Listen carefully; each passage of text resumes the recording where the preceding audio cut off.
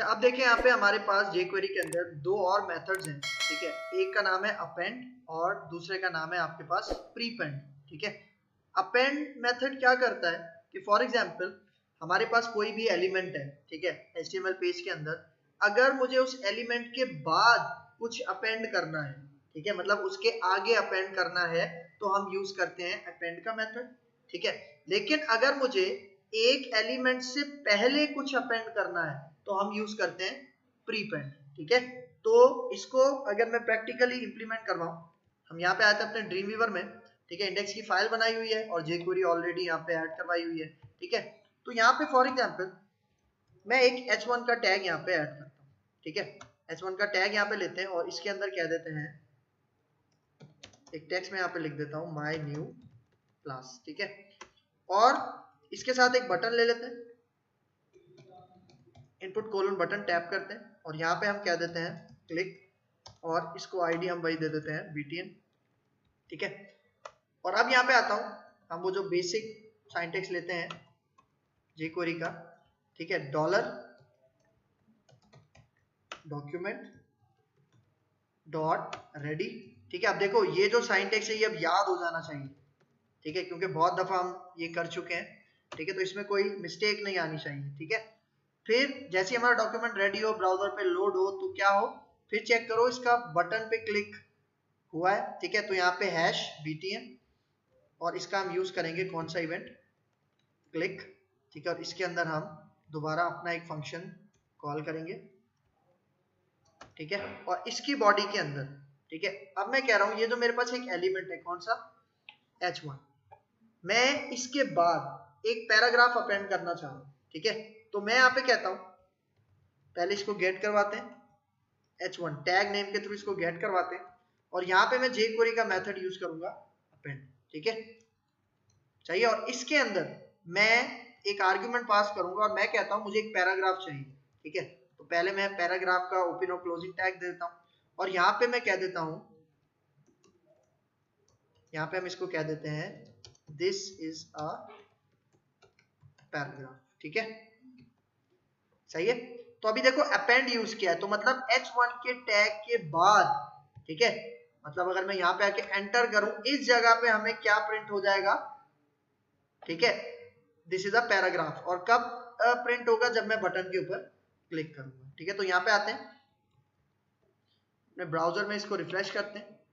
अब देखो जैसे मैं क्लिक करूंगा तो देखो दिस इज अ पैराग्राफ आ गया उसके बाद, ठीक है। और देखो इसी तरह अगर आप क्लिक करते जाओगे तो ये ऐड होता जाएगा, ठीक है, क्योंकि हम अपेंड कर रहे हैं ना, अपेंड मतलब अटैच होता जाएगा, ठीक है, जितनी दफा भी आप क्लिक करोगे, ठीक है। तो एक इसका ये पॉइंट है।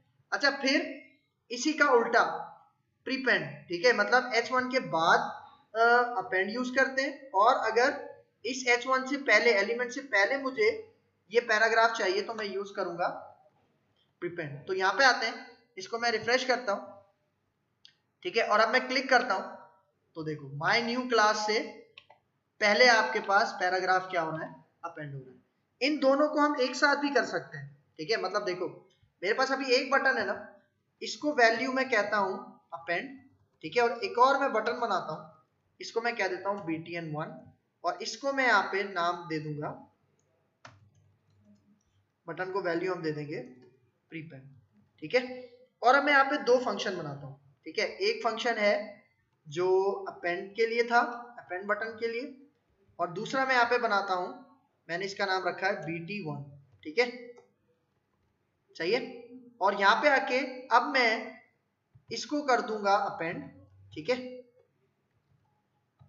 और इसको कर दूंगा मैं प्रीपेंड। तो अब क्या होगा कि अगर मैं अपेंड के बटन पे क्लिक करूंगा तो ये पैराग्राफ कब ऐड होगा, h1 के बाद, ठीक है। और अगर मैं सेकंड बटन पे क्लिक करूंगा तो h1 से पहले मुझे प्रीपेंड होगा, ठीक है। तो अगर मैं यहाँ पे आऊं, इसको कंट्रोल S करते हैं, ठीक है, और यहाँ पे आके रिफ्रेश करते हैं, अब देखो दो बटन है, अपेंड करूंगा तो देखो बाद में आपके पास अपेंड होगा, प्रीपेंड करूंगा तो आपके पास h1 से पहले प्रीपेंड होता जाएगा, अटैच होता जाएगा, ठीक है।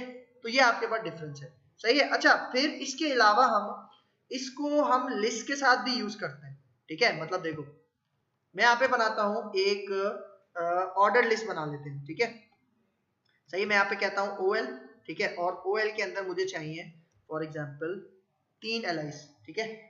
टैप करते हैं और यहाँ पे आके फ्रूट के नेम्स दे देते हैं हम, ठीक है, फॉर एग्जाम्पल एप्पल, बनाना, और यहाँ पे आके मैं इसको क्या देता हूँ, मैंगो, ठीक है। तो अगर यहाँ पे आए, ठीक है, इसको हम रिफ्रेश करते हैं तो देखो ऑर्डर लिस्ट में हमें पता क्या है, ठीक है, 1 2 3 नंबरिंग में मतलब एक ऑर्डर मेंटेन होता है, सही है। तो अब मैं यहाँ पे कहता हूँ कि भाई ये जो हमारे पास जब जैसे इस बटन के ऊपर क्लिक हो तो हमारे पास ये जो OL है, ठीक है, इस OL के अंदर मैं LI ऐड कर रहा हूँ, ठीक है, सही है। और यहाँ पे मैं क्या देता हूँ इसको न्यू आइटम, क्या कह देता हूँ, न्यू आइटम, ठीक है। मतलब इसी OL के अंदर अब चौथा आप ऐड करो जिसका नाम क्या रख दो, न्यू आइटम, ठीक है। फिर इसी तरह यहाँ पे मैं कहता हूँ OL, और अब प्रीपेंड भी आपने यही करना है, ठीक है, मैं यहाँ पे LI कर देता हूँ, ठीक है, और यहाँ पे भी हम कह देते हैं, देखो यहाँ पे मैं कहता हूँ न्यू आइटम प्रीपेंड, ठीक है, और यहाँ पे हम कहते हैं न्यू आइटम अपेंड, सही है। मतलब इसके ऊपर क्लिक करूंगा तो बाद में एक LI ऐड होगा, सही है, और अगर इसके ऊपर क्लिक करूंगा, ठीक है, तो हमारे पास पहले एक LI ऐड होगा। लेकिन सबसे अच्छी बात कि वो जो ऑर्डर है ना वो खराब नहीं होगा, ठीक है, मतलब वो जो 1 2 3 नंबरिंग है ना वो भी मेंटेन रहेगी इसमें। तो अगर मैं यहाँ पे आऊँ, इसको मैं रिफ्रेश करता हूँ, ठीक है, थोड़ा जूम करते हैं इसको, ठीक है, देखो अपेंड करूंगा तो आप रिजल्ट देखना, देखो ऑर्डर भी मेंटेन हो रहा है, सही है। अभी ये मैंने मैनुअल दिया है, आप यूजर से इनपुट करवा के भी ले सकते हो, ठीक है। फिर अगर मैं प्रीपेंड करूं तो देखो कहाँ ऐड हो रहा है, ऊपर ऐड हो रहा है, सही है, न्यू आइटम प्रीपेंड, सही है। तो मतलब ये आपके पास अपेंड और प्रीपेंड का एक कॉन्सेप्ट है, ठीक है। तो अब यहाँ पे आते हैं,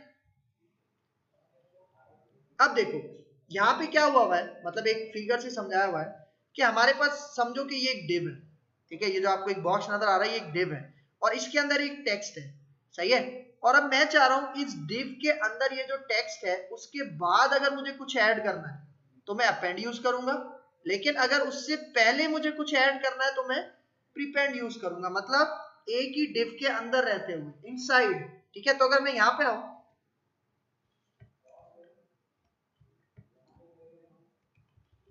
मैं यहाँ पे आके एक डिव बनाता हूँ, ठीक है, इसको हम कमेंट आउट कर देते हैं और एक यहाँ पे डिव बनाते हैं, ठीक है, और इस डिव को सबसे पहले मैं इनलाइन स्टाइल दे रहा हूँ, ठीक है, और यहाँ पे मैं इसको बैकग्राउंड कलर हम कर देते हैं एक्वा,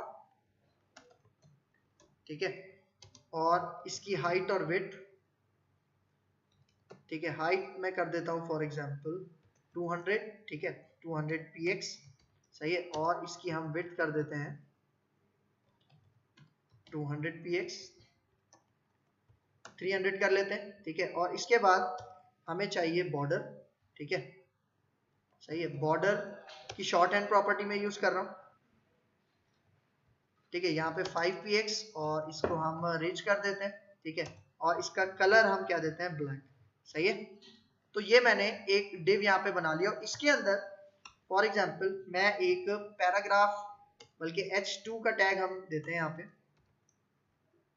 ठीक है, और यहाँ पे हम लिख देते हैं फॉर एग्जांपल हेडिंग 2 और इसी को मैं कॉपी करता हूँ और यहाँ पे मैं इसको कह देता हूँ हेडिंग 3 और इसके लिए हम टैग ले लेते हैं h3 का, ठीक है, सही। तो अगर मैं अभी इसका इफेक्ट आपको दिखाऊं तो देखो ये इस तरह का कुछ इफेक्ट आपके पास आ रहा है, ठीक है।